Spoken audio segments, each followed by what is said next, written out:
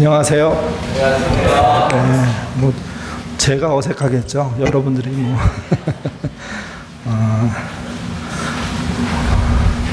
사실은 저는 강당교류 하는 걸 되게 좀 이렇게 싫어합니다.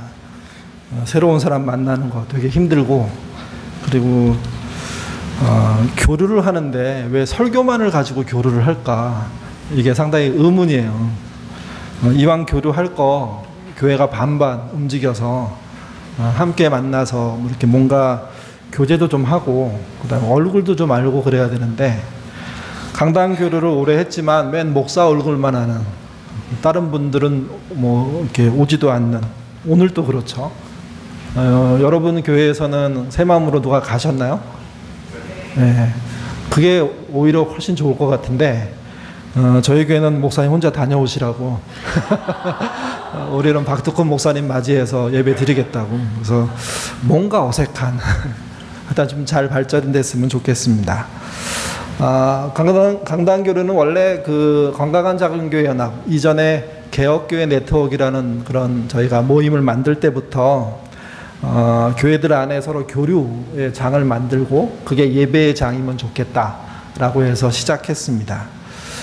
아마 이제 그 저랑 같이, 목회자들이랑 같이, 설교자랑 같이 움직이는 분들이 아마 저와 비슷한 심정일 건데, 새로운 교회에 가서 예배 드린다는 게 쉽지 않은 것 같아요.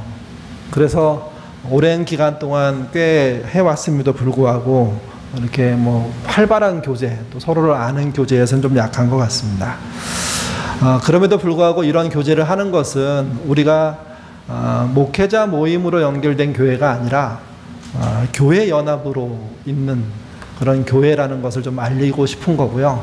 또 점점점 더 이렇게 결속력이 생기고, 또 느슨하지만 깊은 교제들이 있고, 필요에 따라 서로 연결되는 그런 일들이 생겨서 결국은 흩어져 있는 여러 개의 교회지만 하나의 교회의 모습을 갖는 그런 날들이 왔으면 좋겠다 하는 소망으로 하는 겁니다.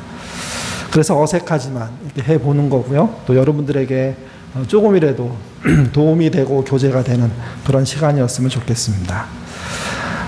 더불어 저희 교회를 좀 이렇게 알려드리죠. 저희 교회 한 15년 정도 된 교회인데요. 저희 교회 처음에 사고 난 교회 성도들이 기도회로 모여서 시작한 교회입니다. 처음에 저희들 만인제사장을 실현하는 교회를 하자, 그리고 그것을 저희는 이제 성도 민주주의라고 표현을 했는데, 성도들과 함께 민주적인 교회 운영을 하자 해서 아마 이런 운동을 하는 교회에서는 처음으로 생긴 교회라고 보시면 맞습니다. 저희가 이런 운동을 하게 된 것은 순전히 사고 난 교회 때문에 그렇습니다. 그 교회를 바라보면 굉장히 애정 넘치고 평생 헌금했고 희생한 사람들인데, 사고 나니까 그냥 순간 남남이 되는 거고, 심지어 내가 다녔던 교회가 이런 교회였나 할 정도로 낯선 환경들이 생기더라고요. 그 이유는 교우들이 교회 운영에 참여하지 않은 결과였고요. 그래서 저희들 입장에서는 그런 교회가 생겨야 된다 해서 그 당시에 저희 교회보다 좀 앞선 언덕교회가 있었고, 그 교회와 함께 교회개혁 실천연대를 세우면서 이렇게 신앙생활을 해왔습니다. 3년 전에는 더 작은 교회라는 교회를 분립을 했고요. 지금 다시 인원이 차서 두 번째 분립을 어떻게 해야 되나 고민하고 있습니다. 분립하는 문제가 상당히 저희들에게는 그 중요한 문제여서 첫 해 아주 심혈을 기울여서 100여 명이 분립하는 일을 했는데, 분립을 해보니까 헤어지고 나서의 또 허전함과 또 어색함과 때때로는 그 분립 과정에 생기는 상처가 있다는 걸 저희가 알게 되고, 이번에는 좀 새롭게 이미 우리 안에 공동체를 만들어 가지고 나가는 방식이 어떨까 해서 고민하고 있습니다.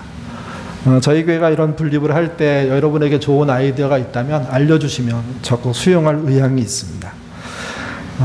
또 저희는 더불어 저희 교회에서 제일 중요한 건 아둘람 모임이라는 소그룹입니다. 여기는 사랑방이라고 부르죠. 저희는 그게 18개가 있는데, 저희는 그 18개가 모두 독립하는 것을 꿈꾸고 있습니다. 그리고 그들의 연합체로서의 예인교회, 이런 것을 생각하고 있는데요. 말은 멋있지만 생각은 잘 되지 않는, 그리고 고민도 많은, 여전히 과정 중인 그런 교회입니다. 오늘 여러분에게 말씀을 전하기 위해서 왔는데요. 여러분에게 설교안을 나눠드렸습니다. 저희 교회에서는 설교할 때마다 설교안을 전부 만들어서 나눠주는 것을 나름 목회자들이 이렇게 원칙으로 생각하고 있는데, 다른 교회들은 그렇지 않고 저는 또 거기에 익숙하고 해서 그냥 우리 하는 식으로 설교안을 인쇄해 온 거니까요. 잘 참고하시면 좋을 것 같습니다. 오늘 말씀은 호세아서 6장 1절부터 11절 말씀, 너무 유명한 말씀이죠. 그 말씀을 가지고 위력을 가진 자의 회개 또는 위력자의 회개라는 제목의 말씀 드리겠습니다.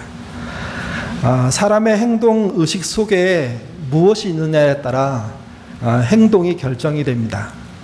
데이비드 호킨스라는 그런 의식을 연구하는 사람이 있는데, 그 사람은 사람의 행동을 결정하는 어떤 실체를 두 가지로 봅니다. 첫 번째가 힘, 파워라고 하죠. 아주 순수하게 길러지고 커지고 사용되는, 사람이면 또는 뭐 사람이 아니더라도 짐승이라도 그들이 마땅하게 갖게 되는 힘, 이게 정상적이라는 의미가 있습니다. 그리고 옳고 바름이라는 의미가 있는 힘, 그게 첫 번째고요. 두 번째가 위력이라는 겁니다. 위력. 위험할 위자를 써서, 힘력자를 써서 위험 있는 곳으로부터 나오는 힘, 이게 권위라는 말도 거기에 들어가죠. 권력도 거기서 아마 표현되는 말일 겁니다. 이 두 가지가 사람 안에 존재하는데, 그 사람이 어떤 걸 중심으로 커가느냐에 따라서 그 사람의 행동 자체가 어떤 한 방향으로 나온다는 겁니다. 그러니까 힘을 의지해서 나오는 그런 행동이 있고, 위력, 포스라는 것을 의지해서 나오는 그런 행동이 있다는 거죠. 그리고 둘은 엄청난 차이를 보냅니다.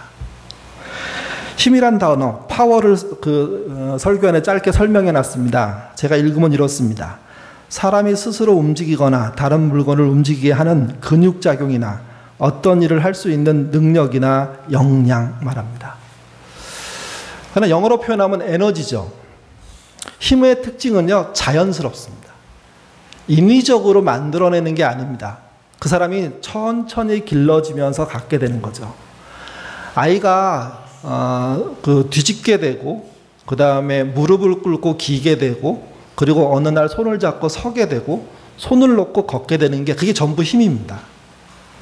근육에 힘이 생기는 것이죠. 특별히 다리와 복부에 힘이 생겨야 걸을 수 있습니다. 대부분 아이들은 머리가 몸에 비해서 비율적으로 크기 때문에, 성인에 비해서 크기 때문에 그 힘이 커질 때까지 못 걷습니다.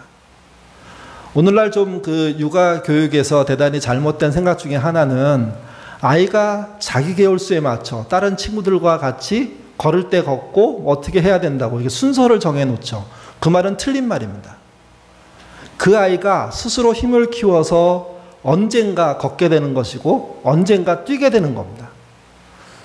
그래서 그냥 기다리면, 잘 키워놓으면 그 머리의 비율에 따라서 속도가 결정되는 거지, 그렇지 않고 그냥 얘는 몇 개월이니까 걸어야 돼, 이렇게 말하는 의료행위는 사실은 잘못된 겁니다. 그러니까 사람은 자신에게 맞게 자연스럽게 에너지가 커지게 돼 있고, 그 커지는 거에 따라서 행동 양식을 버리는 거죠. 그게 없을 때 문제가 되는 것이지, 그게 늦어서 문제가 되지 않습니다. 그게 또 빨라서 문제가 되지 않습니다. 힘의 특징은 자연스러움이라고 말씀드렸는데요. 또 한 가지는 뭐냐면 자발적입니다. 그러니까 내버려 둬도 움직입니다. 그쪽으로. 그리고 또 하나는 긍정적입니다. 그것이 생김으로 더 할 수 있는 일들이 커지고요. 더 중요한 건 이겁니다. 생명이 고양됩니다. 가치를 부여하고 정신이 얹어지기 시작하면서 힘 하나에 얹어진 그 존재가 사람이게 되는 겁니다. 두 번째, 위력입니다. 위험할 위자에 힘력자를 써가지고 영어로는 포스라고 하는데요. 설명도 그 설교안에 적어놨는데 이렇습니다. 상대를 압도할 만한 금의 강력함 또는 그런 힘으로 폭행, 협박을 사용할 경우는 물론 사회적, 경제적 지위를 이용하여 상대방이나 대중을 제압하는 능력, 다른 말로 하면요, 선동 능력을 말합니다. 선동의 능력은 말의 힘입니다. 삶의 힘이 아니라. 물론 삶이 뒷받침되는 사람의 말은요, 그렇지 않은 사람하고 상대할 수 없을 정도로 강력한 힘을 갖습니다.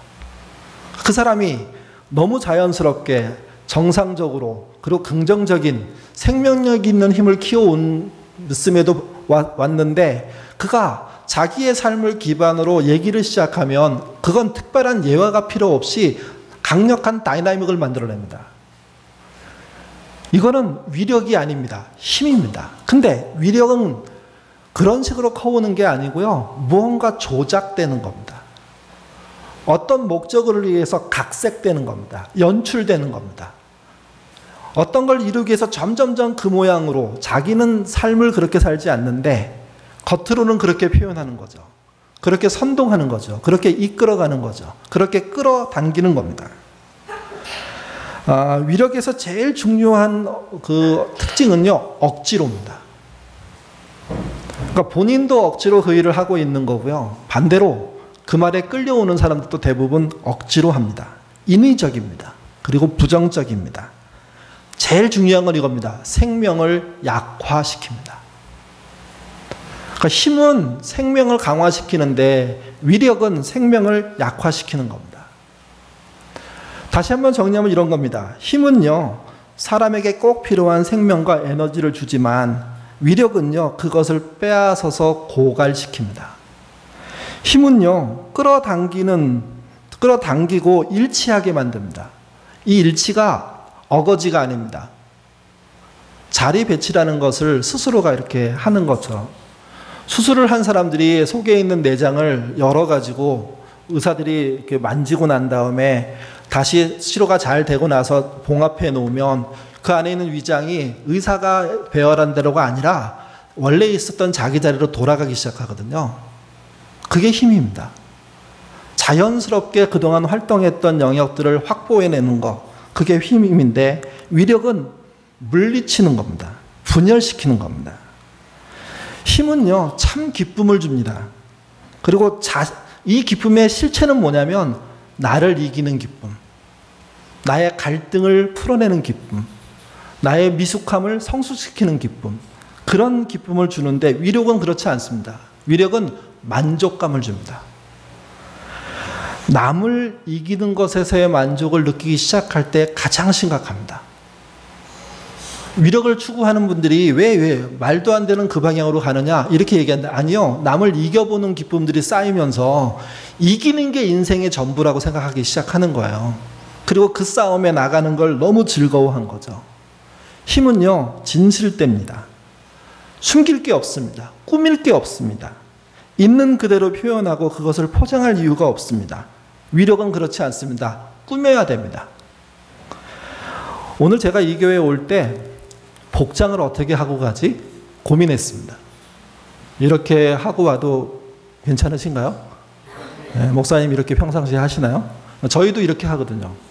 7월, 8월 달에 편안한 복장 입는 거 저희 서로 권하고, 저에게 좀 어르신들이 계셔서 너무 목사가 이렇게 편하게 입으면 또 불안해 하세요.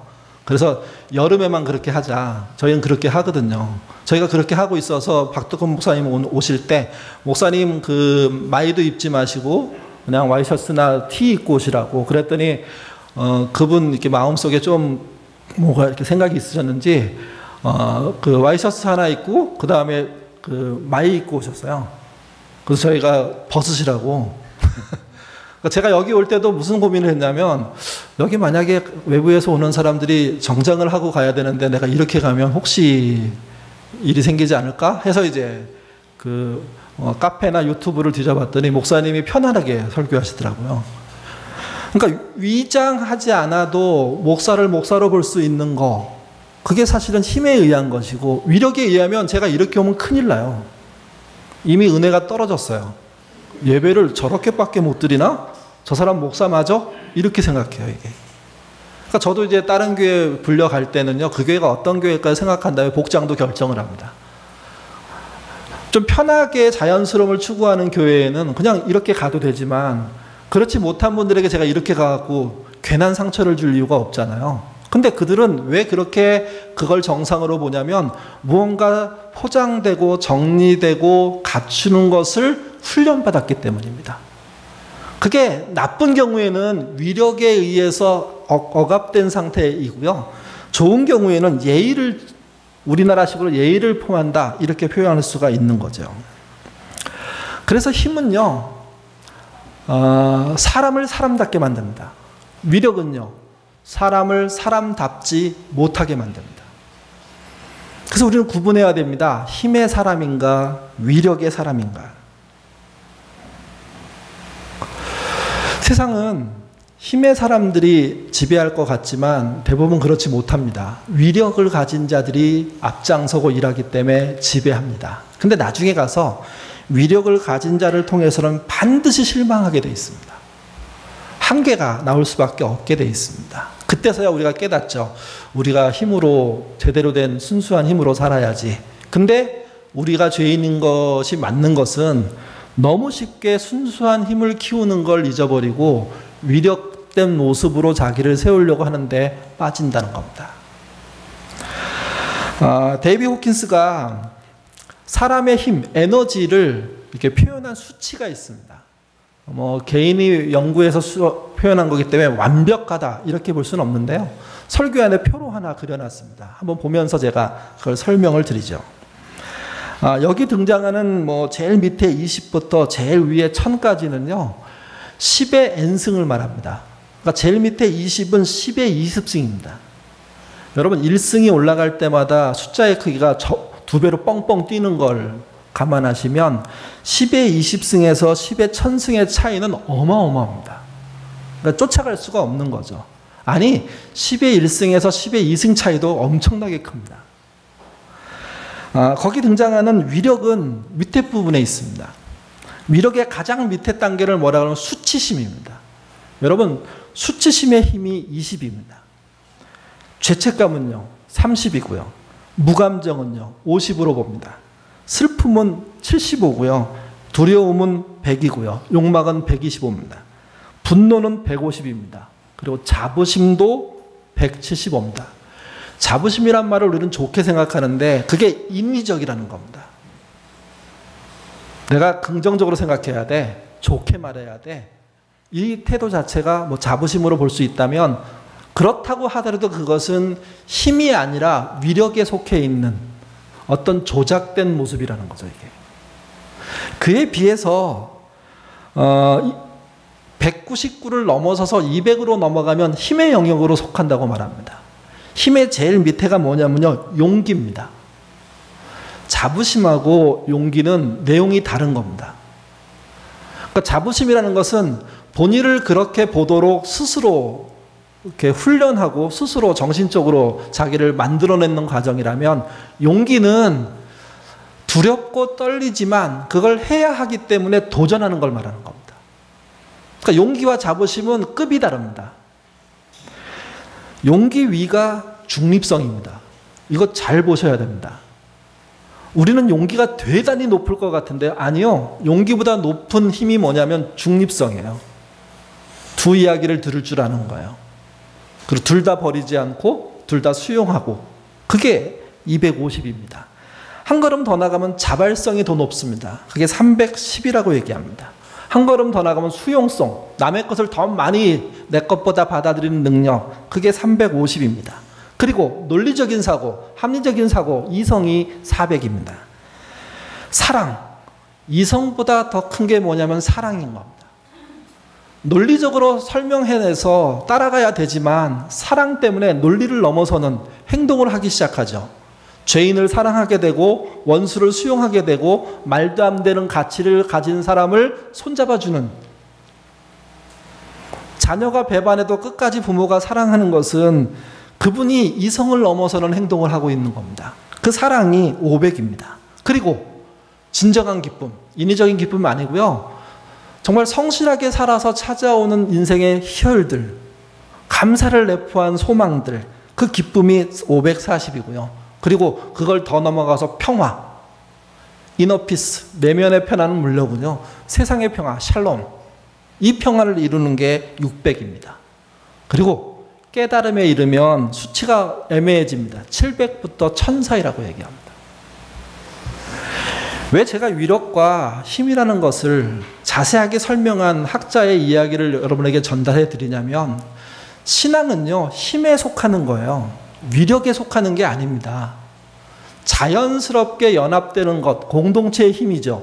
그 힘이 용기로부터 시작해서 중립성, 자발성, 수용성, 이성을 향해서 가야 되고, 합리적인 기반이 되고 난 다음에 드러나는 게 뭐냐면 진짜 사랑이 드러나는 거죠. 납득이 안 되는 걸 사랑할 수 있기까지 되고, 그 사랑이 이 안에 보편적으로 드러날 때요, 이 공동체가 서로를 보며 기쁘고 세상을 향해 기쁜 공동체가 됩니다.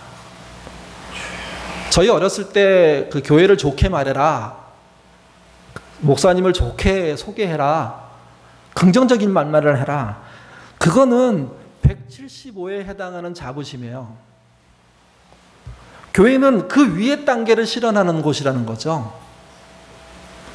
이 부분을 연구하는 분들이요, 그러면 700 이상 1000에 이른 사람이 누구냐 했을 때 등장하는 분이 누구냐면 예수님이십니다. 예수님은 1000을 넘어선 존재다, 이렇게 표현합니다. 왜 그러냐면 용기로 가질 수 있는, 그 위력이 아닌 힘으로 가질 수 있는 모든 것을 가진 존재라는 거죠. 우리가 예수를 믿는다는 것은요, 그분이 하신 방법대로 따라가는 것을 하는 것, 그걸 믿는다고 얘기하는 거죠. 교회는요, 그래서 위력의 공동체가 아닙니다. 파워, 힘의 공동체고요. 조작하고 인위적으로 뭘 꾸며가지고 우리는 이런 교회야 말하는 공동체가 아니라, 그것보다 그냥 그렇게 사는 겁니다. 살다 보면 주변 사람들이 다르네, 이거죠. 이게 초대교회에 등장했던 안디옥 교회가 얻었던 거 아닙니까? 저놈들은 크리스찬이야, 이 말, 그리스도이냐, 이 말이 그리스도이라는 긍정적인 뜻이 아니에요. 우리가 생각하는 말도 안 되는 믿음을 갖고 있는 형편없는 애들이라는 표준으로서 그리스도를 따르는 자들이다, 이렇게 썼던 거거든요. 근데 그 주변 사람들이 그 사실 자체를 볼 수밖에 없었던 것은, 그들은 그리스도를 중심으로 살고 있었기 때문에 그의 삶 자체가 각각이지만 그리스도가 드러났던 것이고, 주변은요, 그걸 보고 비아냥거렸지만 그게 진짜 힘이었던 겁니다. 그러니까 교회는 위력을 쫓아가서는 안 됩니다. 포스 있는 교회가 돼서는 안 됩니다.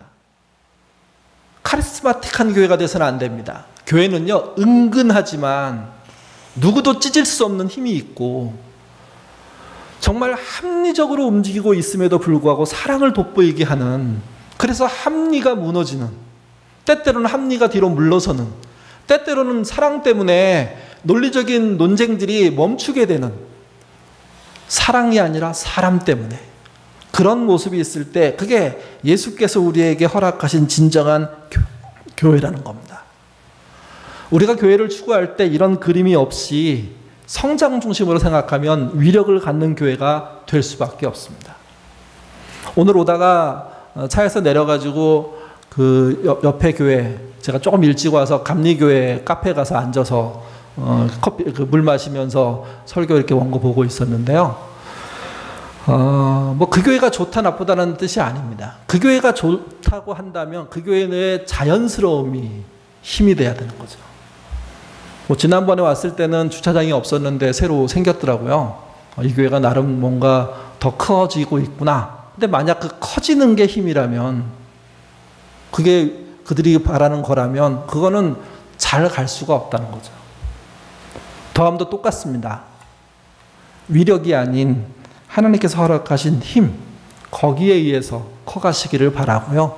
그 걸음 한 걸음 한 걸음이 실제 기쁨, 사랑과 기쁨과 평화의 단계까지 올라가서, 이 공동체는 그리스도의 사랑과 그리스도로 인한 기쁨과 그 다음에 그리스도로 인한 평화가 있다는 거죠. 여기 써 있는 말처럼 하나님이 여기 계십니다. 그것만으로 충분합니다. 이게 실현되기 시작한다면 세상의 위력 같은 거요, 그 다음에 교회의 크기 같은 거요, 아무것도 아닙니다. 오늘 본문 호세아서는 대단히 유명한 성경 구절을 이렇게 갖고 있는 장입니다. 특별히 6장 1절부터 3절의 이야기는 기독교 신앙의 정답입니다. 잘못 갔던 사람들, 아니 새로 시작하는 사람들이 어떻게 해야 될까를 알려주는 정답 구절입니다.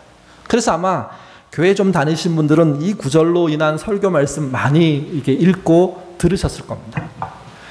이 말씀을 좀 더 이렇게 이해하기 위해서는요, 그 앞장 이야기들을 이해해야 되는데 1장부터 5장까지인데 다 살펴볼 수가 없으니까요. 바로 앞장에 나와 있는 이야기부터 보죠. 호세아서 5장인데요. 여러분 설교 안에 성경 본문 하나가 있습니다. 5장 14절 말씀. 찾으셨습니까? 같이 읽겠습니다. 내가 에브라임에게는 사자 같고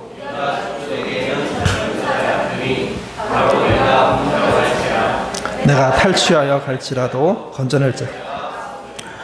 내가는 하나님이십니다. 에브라임은 거기 써 있는 것처럼 북이스라엘 왕국을 말합니다. 그 다음에 사자 같고, 이거는 뭐 그 당시에 이스라엘이 있는 광야에 사자가 살고 있었는지 이건 뭐 정확하게 저희가 알 수 없지만 가장 용맹스러운 존재를 표현할 때 성경에서는 사자라고 얘기합니다. 그러니까 하나님이 에브라임, 북이스라엘 왕국에 대해서는 사자 같다는 거예요. 무시무시한 존재라는 거죠. 심판하시겠다는 의미가 됩니다. 그 뒤에 나오는 유다 족속은 남유다, 다윗의 계통을 이어가고 있는, 솔로몬을 계통을 이어가고 있는 그 나라를 말하죠. 그 나라에게 하나님은 어떤 존재냐면 젊은 사자와 같다는 겁니다. 여러분, 사자와 젊은 사자 누가 더 셉니까? 그 젊은이라고 표현한 이유가 있겠죠. 만약에 어린 사자라는 뜻도 될 수 있어요, 반대로. 근데 반대로 우리가 아마 번역할 때 젊은이라고 번역한 건 더 용맹스러운, 힘이 있는, 뭐 이 정도의 표현으로 보시면 두 이야기는 그리 틀리지 않을 겁니다. 북이스라엘은 노련한 사자가 공격할 심판이 기다리고 있고, 남유다는 용맹한 사자가 심판을 하기 위해서 기다리고 있다. 그거 얘기하는 겁니다. 그러니까 심판을 받아야 될 이스라엘 전체니까 그들이 어떻게 살았다는 얘기가 됩니까? 하나님을 떠나서 위력적인 존재로 살았다는 겁니다. 허세 떨면서, 허풍 떨면서, 돈의 힘을 믿고, 성장을 믿고, 그리고 자신의 이슈를 믿고, 자신의 비전을 믿고 산 거죠. 하나님을 믿으라고, 말씀을 믿으라고 수없이 말했는데 그렇게 안 간 겁니다. 하나님이 심판을 하시려면요, 잘 모르지만 한 번 경고하고 심판하는 경우는 별로 없습니다. 수백 번, 수천 번, 수십 명의 선지자들이 등장하면서 막 말씀을 퍼붓죠. 그렇게 가면 안 된다고. 그걸 철저히 무시할 때 심판이라는 게 있는 겁니다. 특별히 민족적인 심판은. 하나님께서 끊임없이 퍼부었음에도 불구하고, 방향이 그게 아니라고 말씀했음에도 불구하고, 회개의 기회를 줬음에도 불구하고 북이스라엘 에브라임과 남유다는요, 하나님을 따라가지 않게 돼서 심판을 받기 직전까지 온 겁니다. 그리고 또 심판의 얘기가 호세아를 통해서 들리는 거죠. 14절에 이렇게 심판을 명확하게 말씀하신 하나님이 15절로 가면요, 논조가 바뀝니다. 같이 보시죠. 15절 말씀 읽겠습니다. 그들이 그 죄를 뉘우치고 내 얼굴을 구하기까지 내가 내 곳으로 돌아가리라. 그들이 나는 간절히, 앞에서는 명확하게 사자들이 나타나서 심판하겠다, 이 심판의 절박함을 아주 직설적으로 지금 드러내신 그분이 한 절이 지나가면서 완전히 얘기가 확 바뀝니다. 그들이, 이스라엘이, 남유다가, 북이스라엘이 죄를 뉘우치면 그 내 얼굴을 구하기까지, 이 내가 얼굴을 구한다는 게 뭘까요? 그게 회개하는 겁니다. 여기 보시면 내 얼굴을 구하기까지란 말이 있고, 이게 회개인데요. 그 다음에 보면 내가 내 곳으로 돌아가리라. 이게 내가 있는 곳으로 돌아간다는 뜻이에요. 하나님이 계신 곳으로. 그러니까 회개를 하면 회복이 된다는 얘기를 하는 거예요. 그래서 앞에 있는 구하기까지는 회개를 말하고요, 돌아가리라 이 말은요, 회복을 말하는 겁니다. 14절에서는 심판을 강력하게 말씀하신 분이 15절에서는 회복시켜 주시겠대요. 회개하래요. 그러면 하나님의 본심은 뭡니까? 심판이 본심이십니까? 회개가 본심이십니까? 그러니까 5장에서 말하는 건 명확해요. 회개하고 돌아와서 이 일을 끝내자는 거예요. 위력적인 허세에서 돌아와서 이 일을 끝내자는 거예요. 돈과 그 다음에 불법의 세상에서 돌아와서, 불의의 세상에서 돌아와서 이 일을 끝내자는 거예요. 그리고 이제 제대로 살자는 거죠. 제대로 된 파워를 갖는, 자연스러운 힘을 갖는, 어떤 하나님께서 허락하신 그런 기쁨과 소망과 사랑이 있는, 합리적인 그런 관계들로 가는 일들을 시작하자고 얘기하는 겁니다. 이게. 그러니까 하나님의 본심은요, 절대로 심판하고 싶지 않으신 거예요. 이스라엘 상황은요, 그러나 꼭 심판을 받을 상황인 거죠. 심판을 안 받으면 하나님의 명예가 떨어지는 거예요. 왜? 하나님이 살아계시냐? 이 말을 들을 수밖에 없기 때문에. 그래서 하나님이 돌아오라는 이야기를 5장에서 하십니다. 5장까지 그 얘기를 하는 거죠.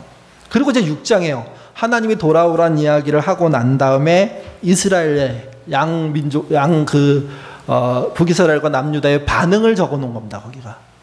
유명한 말씀인데요. 6장 1절에서 3절의 말씀 같이 읽겠습니다. 오라 우리가 여호와께 돌아가자. 여호와께서 우리를 치셨으나 도로 낫게 하실 것이요 우리를 치셨으나 싸매 주실 것임이라.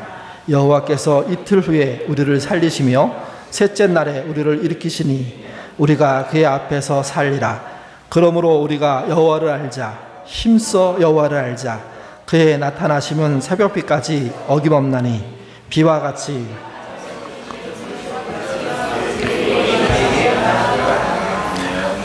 신앙생활을 하다 보면요, 무슨 질문을 던지면 정답을 탁 바로 말씀하시는 분들이 있습니다. 뭐 그거 저는 잘못된 행위라고 생각하지 않습니다. 왜? 알고 있는 걸 말하는 거기 때문에. 근데 여러분 이건 아셔야 됩니다. 시험에서는 정답을 쓰면 그 점수를 얻지만 신앙에서는 정답을 써서 그 점수를 얻을 수가 없습니다. 정답을 아는 것과 정답대로 사는 건 별개의 문제이기 때문에 그렇습니다. 그러니까 시험으로 그래서 사람을 뽑으면 정답을 아는 사람을, 그래서 그 사람을 뽑을 때 실력 있는 사람을 뽑는다 그러죠. 인격이 풍성한 사람을 뽑느냐? 아닙니다. 처음에 시험만 보고 뽑았는데 공부 잘하는 나쁜 사람이 얼마나 많은지, 그래서 뭘 만들면 면접, 뭐 그것도 나지만 뭐 학력 여러 가지 문제가 생기니까 뭐 블라인드 쳐가지고 아무것도 안 보고 그냥 대화만 통해서 그 사람을 인격적으로 판단해 보겠다고 하는데, 왜 그게 필요했냐면 실력이라는 게 인격을 보장하지 않는 거예요. 여러분 신앙은요, 실력이 아니라 인격입니다. 정답이 아니라 삶입니다. 예배드림이 아니라 행위예요. 예배를 드렸으면 행위가 있어야 돼요. 정답을 알았다면 살아내야 돼요. 그것이 명확해야 되는데, 그래서 우리가 놓치지 말아야 될 것은 누군가 정답을 말한다고 해서 그 답이 그 사람의 삶이냐, 여기에는 의문이 있다는 겁니다. 우리가 정답을 알고 있고 제대로 된 방향을 가기 위해서 뭔가 방향을 정했다고 하더라도 거기에 적절한 삶이 일상에서 벌어지지 않으면, 이 교회가 그렇게 행동하지 않으면 그건요 답이 되지가 않습니다. 오히려 그때부터 위력이라는 게 여기를 지배합니다. 거짓된 포스라는 게 등장합니다. 그때부터. 포스 있는데, 이게 굉장히 사회에서 멋있는 말이지만 교회에서는요 가장 두려운 일이 시작되는 걸 말하는 겁니다. 왜? 위장하는 거거든요. 진짜 힘이 없는데 힘이 있는 것처럼 조직력으로, 진짜 힘이 없는데 힘이 있는 것처럼 돈으로, 진짜 힘이 없는데 힘이 있는 것처럼 자기가 상상한 비전으로, 자기가 상상한 꿈으로 사람들을 호도해서 선동해서 어느 방향으로 갈 것처럼 막 만들어내는 힘들이 시작되는 겁니다. 놀라운 건 그런 자리에 사람들이 모여듭니다. 이스라엘 사람들이 말했던 정답의 핵심은 두 가지인데요. 6장 1절에 보시면 여호와께 돌아가자, 회개하자란 말이 나옵니다. 앞에 요구하고 똑같습니다. 답이 틀린 게 아닙니다. 그리고 3절로 가잖아요. 굉장히 중요한 건데, 그게 뭐냐면 여호와를 알자, 힘써 여호와를 알자. 왜 알아야 된다고 얘기했을까요? 살려고. 근데 이스라엘은 그렇지 않았습니다. 알아야 된다고, 말씀을 따르라고 하니까 말씀을 알자고, 지식의 공유 정도로만 신앙 자체를 생각하고 있는 겁니다. 그러면서 뭘 기대하냐면 그 뒤에 따라오는 거예요. 하나님이 비와 같이, 이른 비와 같이, 늦은 비와 같이, 하나님이 태양과 같이 변함없이 우리를 사랑하실 거다. 그러니 우리에겐 심판이 없다. 이거죠. 그래서 6장 1절부터 3절은 신앙생활에서는 정답이지만 실질적으로는요 하나님을 속이려고 하는 행동입니다. 그래서 6장 1절부터 3절은 정답으로 이해하지만 하나님을 속이는 행동이기 때문에 이 본문을 제대로 이해하지 못하는 상태에서 덥석 무시면, 덥석 이게 잡으시면, 그러면 그 뒤의 문제, 4절부터의 문제를 해결할 수가 없습니다. 성경에 이런 거 있거든요. 어떤 사람이 갑자기 뭔가 질문을 던지고 대답을 하는 중에 정답을 말해요.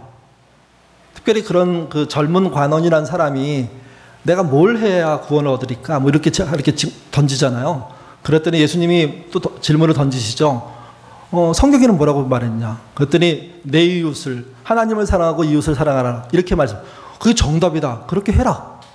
하는 말이 저 다 했습니다. 또 뭐 없습니까? 이렇게 물어보지 않습니까?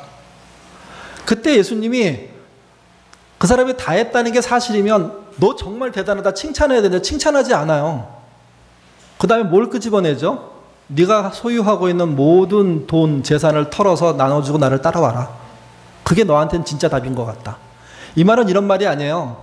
예수 믿는 모든 사람은 재산을 다 털어가지고 사회에 환원하고 빈몸으로 하나님을 따라야 진짜다. 이렇게 말하는 게 아니에요. 그 사람이 잘 믿고 있다고 계속 잘난 척하고 있으니까, 위력 떨고 있으니까 주님이 너의 실체가 뭐냐면 돈이다 지금. 그건 못 버리면서 나를 따라온다고 얘기한다? 웃기지 마라. 그 얘기를 하시는 거죠, 이게. 호세아서 6장도 똑같아요. 짧은 대답이 아니고 1절부터 3절까지 긴 대답인데 정답이에요. 너무나 명확하게, 명쾌하게 말을 했어요. 하나님이 그렇게 답하는 분들에게 어떻게 대답을 하실까요? 여러분 생각해보세요. 여러분 자녀가, 여러분 직장의 부하가 또는 직장의 상사가 형편없이 살면서도요, 말할 땐 정답을 얘기해요. 그것도 남들보다 앞서서 얘기해요. 그러면 그 사람의 부모가, 그 사람의 상사가, 물론 뭐 부하는 그렇게 할 수 없으니까 뭐 아무 소리 안 하고 속으로 욕하겠지만 뭐라고 대답을 해줄까요? 그 사람의 허를 찔러야 되잖아요. 그래야 그 사람이 바뀌죠. 성경에서 사람들이 정답을 얘기할 때 하나님이 허를 찌르는 일들이 많아요. 그래서 이 본문은 3절까지 읽고 좋아하시면 안 돼요. 4절부터 11절을 더 중요하게 보셔야 돼요. 4절만 보시면 이렇습니다. 4절 말씀 같이 읽겠습니다. 에브라임아 내가 내게 어떻게 하랴, 유다야 내가 내게 어떻게 하랴, 너희의 인애가 아침 구름같이. 예, 아이가 답을 말했는데 부모가 우리 아이들 어떡하냐 이거? 막 너무 눈물을 흘리면서 걱정하면서 어떡하냐? 왜? 얘가 다분하는데도 그렇게 안 살아. 답만 얘기하고 빠져나가려고 그래 지금도. 부모를 속일 수 있다고 생각해요. 뭐 잘못해서 걸렸어. 다시는 안 그럴게요. 근데 그게 진짜 뉘우치는 그런 게 아니라 피하기 위한 거야. 그럼 부모는 그냥 알거든요. 그 앞절에 6장 1절부터 3절에 그렇게 정답을 말하는 이스라엘 보는 하나님의 마음이 뭐냐면, 에브라임 너 내가 너한테 도대체 어떻게 해줘야 되냐? 얼마만큼 설명을 해야 되냐? 얼마만큼 선지자를 보내야 되느냐? 어떤 걸 가르쳐줘야 되느냐?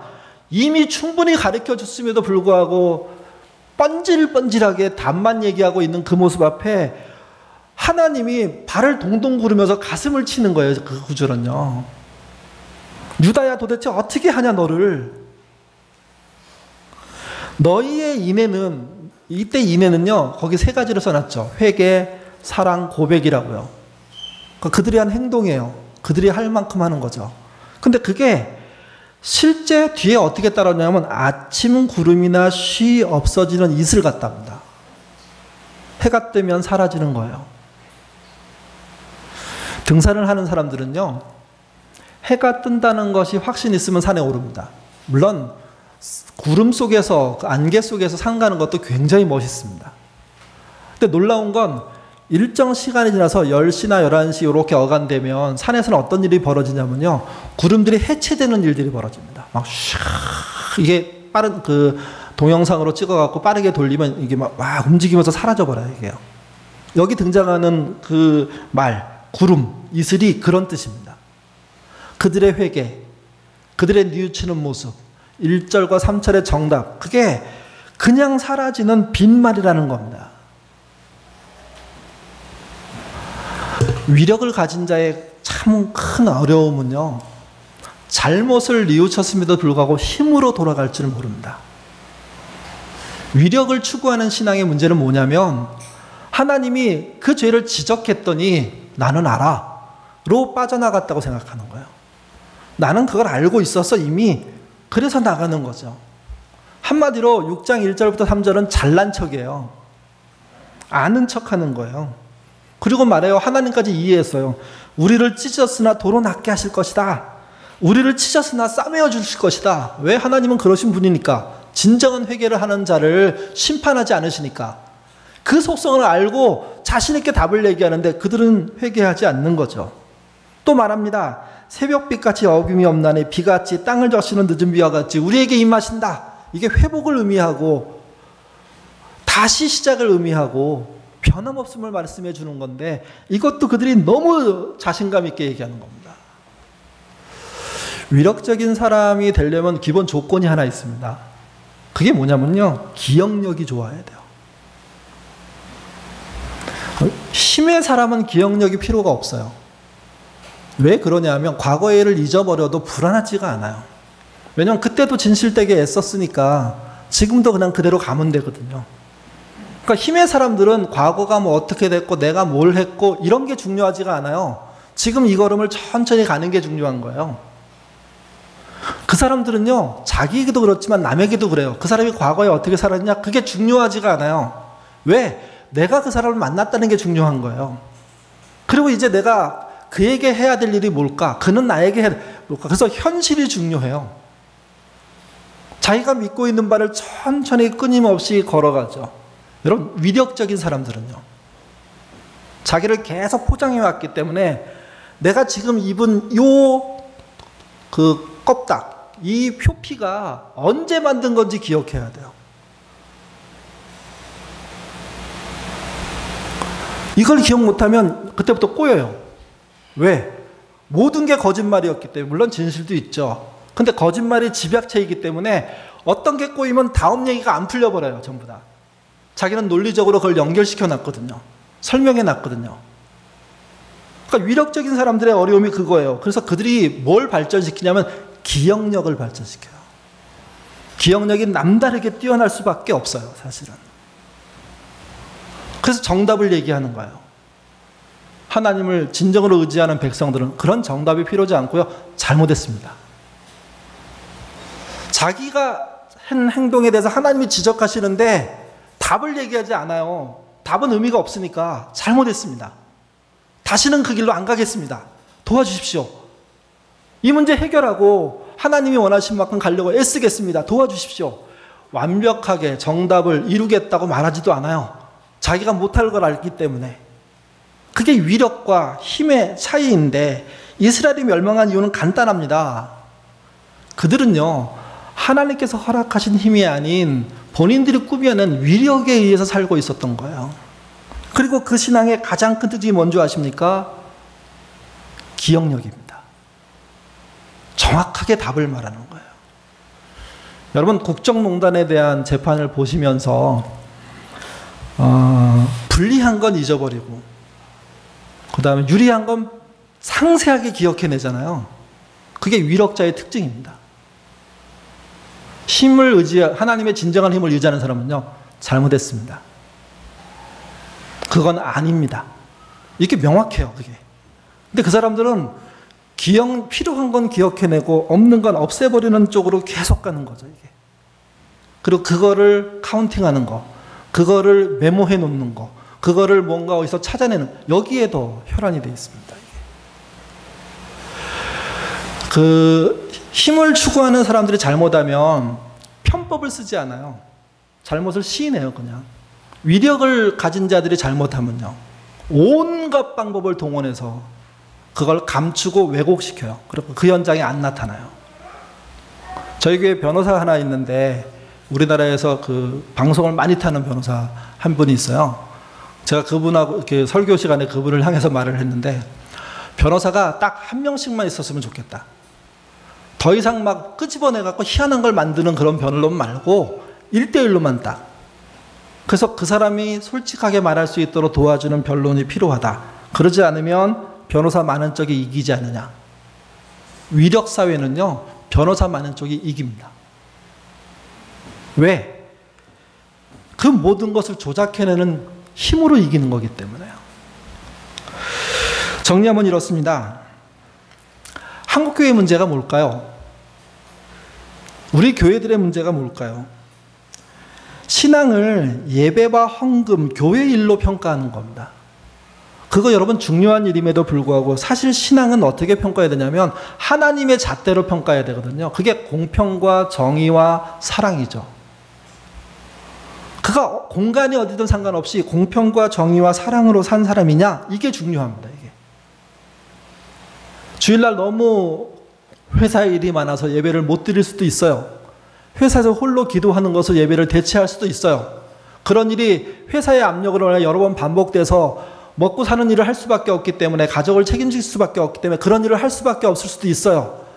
몇 주를 기도함으로만, 몇 주를 혼자 찬양함으로만, 몇 주를 혼자 마음속에 하나님을 바라봄으로만, 몇 주를 인터넷을 통해서 누군가의 설교를 듣는 것으로만 예배를 드릴 수 있어요.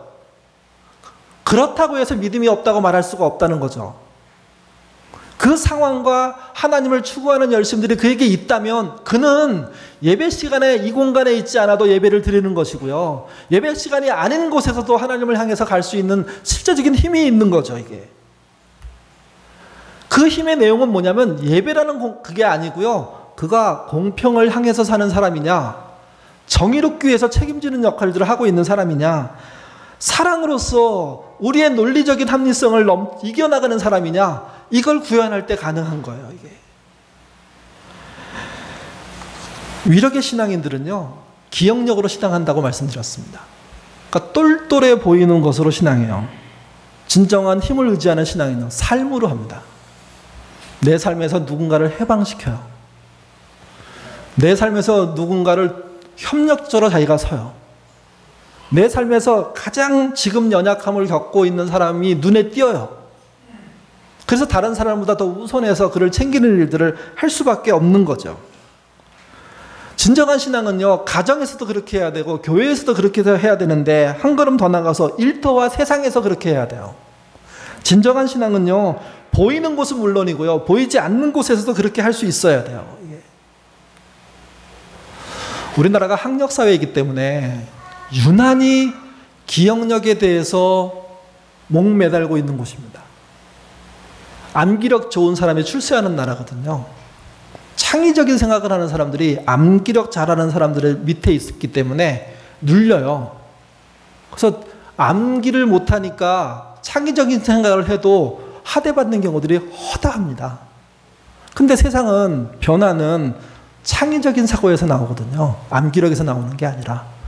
좀 못 외워도, 영어를 못해도 그 사고가 자유롭고 새롭게 보는 능력이 있다면 그게 세상을 바꾸는 힘이 되는데 이 사회가 그렇지 못해요, 이게. 그래서 어떤 일을 벌이냐면 창의력은 외국에서 수입하고요. 나머지 가장 그렇게 중요하지 않은 기억력은 우리나라 사람을 쪼아가지고. 그래서 점점 우리 산업이 없어지는 거예요. 왜 그러냐면 기억력에 의존하는 사업은 지금 없어지고 있잖아요. 저희 어렸을 때요, 길만 잘 알고 그분이 택시 운전하시면 대단히 유능한, 돈도 많이 버는 그런 일을 할 수 있었습니다. 왜? 그 기억력이라는 게 남다른 거였거든요. 길을 찾는 게. 내비게이션이 등장하고 난 다음에 거기 등장하는 아가씨인지 아줌마인지 아저씨인지 누군지 그 사람 말 잘 들으면 되는 거잖아요. 그러면서 지금 길 찾는 건 직업이 안 됩니다. 심지어 길을 잘 찾던 분들도요, 내비게이션을 의지해서 찾고 있는 게 현실이에요. 그러니까 기억력에 의존하는 것은 무너질 수밖에 없는 게 어쩌면 하나님의 방향일지도 몰라요. 그러니까 창의력인 걸 해야 되는데 그걸 못하는 거죠. 교회도 왜 이 구태연한 방식들을 모두 못 벗어날까요? 교회가 기억력의 사람들에 의해서 지배받고 있기 때문에 그래요. 성경을 얼마큼 읽었냐, 외웠냐, 이해하냐. 사실은 그게 중요한 게 아닌데, 자기가 아는 만큼 행하면 세상은 바뀌는 건데, 할머니가 아시는 만큼 진실되게 행하시면 할머니는 세상을 바꾸세요. 어린아이가 하나님을 아는 만큼 움직이면 세상이 바뀌기 시작하는 거예요. 여러분들이 아는 만큼만 움직이시면 세상은 충분히 바뀌었어요. 그 바뀜의 움직임에 대해서는 생각하지 않고 누가 더 잘 해석한대, 누가 더 바르게 본대, 누가 더 이 뜻을 바르게 알고 있대. 여기에 우리가 꽂혀 있는 겁니다. 이게 단 한 구절을 한 구절이 내 마음에 감동을 주면 그 감동을 따라 움직이다 보면요, 그게 긍휼이고 정의이고 사랑이 되는 겁니다. 하나님은 그것이면 충분합니다. 그래서 중요한 게 뭐냐면요, 행동과 몸의 신앙입니다. 머리와 지식의 신앙이 아니고요. 여러분, 설교 안에 보면 한 카피라이터가 쓴 글을 이렇게 기록해 놨습니다. 제가 지금 오늘 와서 다시 보니까 모두를 다 기록하면 좋을 뻔했구나, 좀 아쉬운 마음이 있는데요. 그 부분 한번 좀 읽어보죠. 이분은 여성분이신데 기억력이 정말 안 좋은 분이에요. 자기가 쓴 카피도 자기가 쓴지 모를 정도로 잊어버리는 놀라운 기억을 지우는 능력이 있는 이런 분인데, 한번 얘기를 좀 같이 마지막으로 읽어보죠. 설교를 너무 길게 했나요? 원래 이만큼 하시나요? 더 해도 되나요? 여러분이 더 해도 된다 그랬습니다. 처음 부분은 여성분들이 좀 읽어주실래요? 문단 하나를 쭉 읽어보면 좋을 것 같아요. 천천히 무슨 말인지 생각해 보면서 한번 읽어보죠. 여성분들이 읽어주시겠습니다. 타고난 기억력.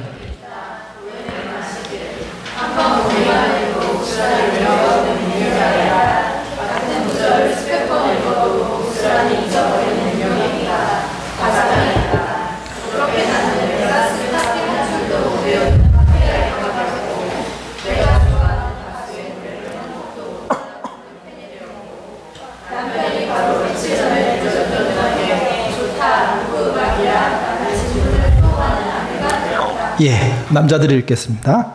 이건 너무하다 싶어 병원으로 들어가다 보았다. 전항상 이 두 둘째가 이적인 종이를 들고서 나는 방해하는 사실이었다. 그냥 나는 머리가 좋은 것이었다. 머리가 안 좋아서 아무리 공부해도 역사 쓴 분들 모양이었고, 머리가 안 좋아서 끝으로 외우고 싶었던 시한들의 모양인 거였다. 머리가 안 좋아서 지난주에 본 영화의 줄거리를 못 기억하는 거였고, 머리가 안 좋아서 지금까지 이렇게 고생하는 거였다.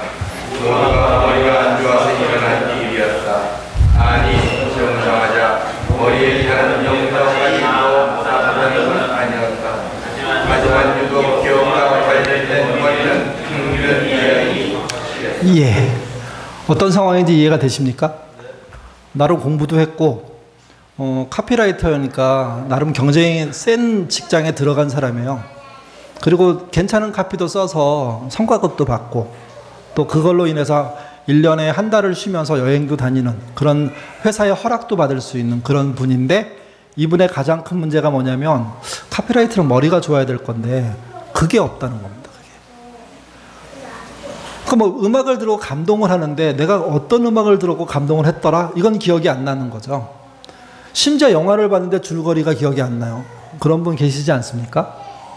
저희 어렸을 때 영화 보고 친구들끼리 앉아서 콜라 마시면서 대화하잖아요. 다 영화를 따로따로 봤어요. 전부 다. 줄거리가 다 달라요. 그래서 저희가 저희 친구들하고 하나 깨달은 게 있었는데, 영화 본 다음에 줄거리를 모여서 맞추는 거다. 그래서 저희들 밥 먹으면서 막 계속 이건 그건 뜻이야, 이건 이런 뜻이야 막. 나중에 알았어요. 사람은 자신의 관심에 따라 같은 걸 보면서도 다른 걸 봐요. 그게 우리예요. 기억력이 좋은 사람은요, 정말 그 프레임 사이에 끼어 있는 장면까지 다 봐요. 휙 지나갔던 사람의 안경 색깔, 안경 테 색깔도 다 알아요. 이제 방송에서 실수 같은 거 하잖아요. 드라마 막 재밌게 진행되는데 그거를 순식간에 체크해서 드라마 끝나고 좀 지나고 나면 블로그에 막 올라오지 않습니까? 네? 옥에 뭐 티라든지 뭐 이렇게. 그런 사람이 있는가 하면 그렇지 않은 사람도 많아요. 이분은요, 괜찮은 직업을 갖고 있음에도 불구하고 기억력에서는 한계가 있는 분이었어요. 만약에 이분을 뽑을 때 기억력 갖고만 뽑았다면 뽑혔을까요? 안 뽑혔을까요? 이게 우리 한국 사회예요. 이분은 예외예요. 예외. 거기 중략이라고 되어 있는 부분을 제가 읽어드릴게요. 이걸 사실은 기록했으면 좋을 뻔했는데요. 그러나 기억이라는 능력을 상실한 대신 나는 성실이라는 능력을 얻었다. 말 그대로 나는 끊임없이 읽고 듣고 보고 찍고 경험하고 배우는 부류다. 더 정확하게 말하면 그러지 않으면 불안해하는 인간 부류에 속한다. 한 선배가 농담처럼 말했다. 넌 나보다 10배 더 열심히 살지만 어차피 10개 중 9개를 잊어버리기 때문에 결과적으로 나와 같은 분량을 살고 있는 거야. 나는 선배의 말이 옳다고 생각한다. 동시에 선배의 말이 틀렸다고 생각한다. 나는 내가 잊어버린 9개가, 그러니까 내 머리가 기억하지 못하는 9개가 내 몸 어디엔가 기록되어 있다고 믿는다. 음악을 듣고 눈물을 흘렸던 경험에서 내 머리는 그 곡을 기억하지 못하지만 내 몸에는 그 눈물이 기록되어 있다. 나는 좋아하는 음악 앞에선 기꺼이 눈물을 흘리는 사람이 된 것이다. 책 한 권을 읽고 난 후에도 그 줄거리나 주인공의 이름을 기억하지 못하지만 시간이 오래 지난 후에도 그 책을 떠올리면 심장의 어떤 부분이 찌릿한 것을 내 몸에 그 책에 기록되어 있기 때문이다. 그 책을 읽었던 장소, 그때의 바람, 설렘 등은 도무지 잊혀지지 않는 것이다. 이런 마치 자전거 배우기와 같아서 한번 강렬하게 몸에 기록된 경험들은 어지간해서 지워지지 않는다. 어쨌거나 누구나 뇌의 용량에는 한계가 있으니 몸은 감정을 기록하는 일도 떠맡은 것처럼 보인다. 특히 내 몸은 유난히 나쁜 내 덕분에 유난히 고생한다. 이분이 하는 말은 이거예요. 나는 기억력은 안 좋은데 그 기억할 것을 몸에 기록하고 있다는 거예요. 그거면 충분하다는 거예요. 물론 불편하지만. 마지막 문장 이렇게 써 있습니다. 몸에 기록한다. 이 문장 덕분에 나는 30살이 넘어 나의 기억력과 화해하였다.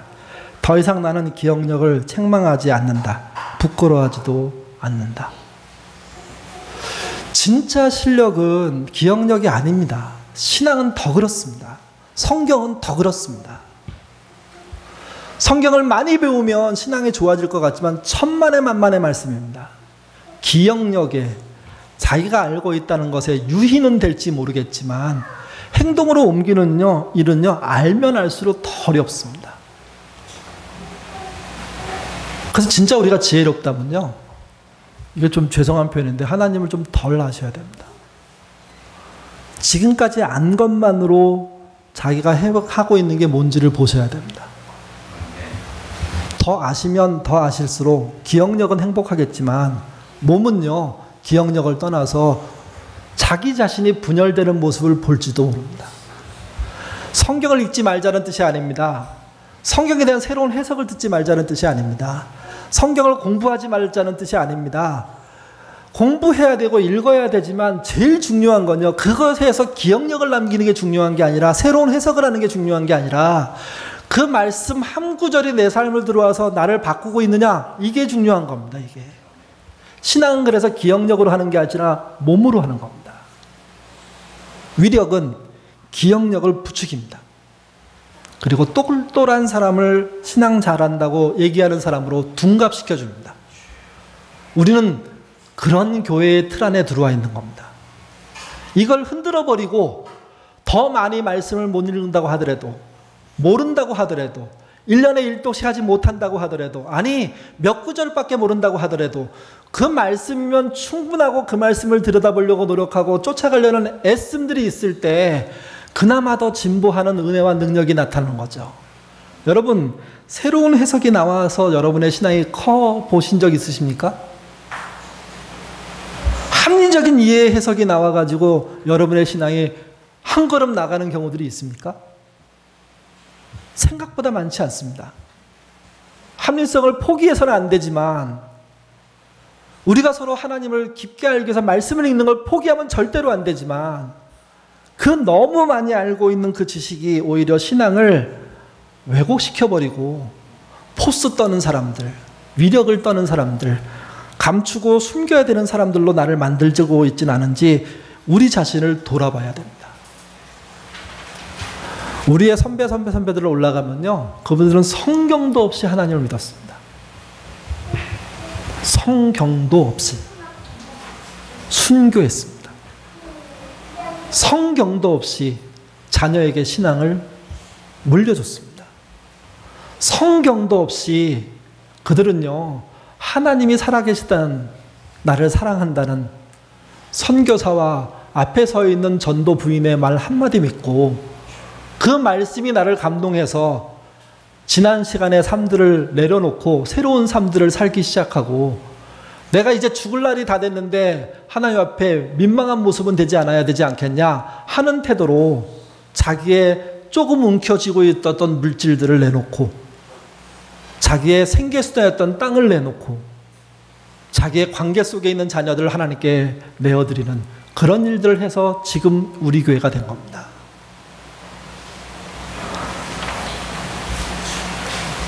더함교회가 정말 좋은 교회로 갈 거라고 믿습니다. 그런 의지가 여러분들에게 있는 걸 보게 되고, 오늘 또 찬양하며 여러분과 이렇게 나누는 이야기를 들으면서 이들이 충분히 고민하고 있고 충분히 하나님을 사랑하고 있구나, 그걸 느낍니다. 그렇다면 그것이 여러분의 외현을 키우는 쪽으로 가지 않으시고 여러분의 관계 속의 사랑과 공평과 정의를 키우는 쪽으로 잘 가셨으면 좋겠습니다. 기억력의 신앙이 아니고요, 위풍당당한 어떤 위용을 자랑하는 신앙이 아니라 검소하고 작고 아름답고 여기 써 있는 것처럼 심플하게 더불어 함께 가는 교회 되셔서 하나님이 여기 계시니 그거면 충분하지 않습니까? 그거에 동의하고 이 자금을 누리시는, 이 자금으로 말미암아 신앙의 긴 걸음을 꾸준히 가시는 그런 교회 만들어 주시기를, 그런 교회가 되시기를 주님의 이름으로 부탁드립니다. 기도하겠습니다. 하나님.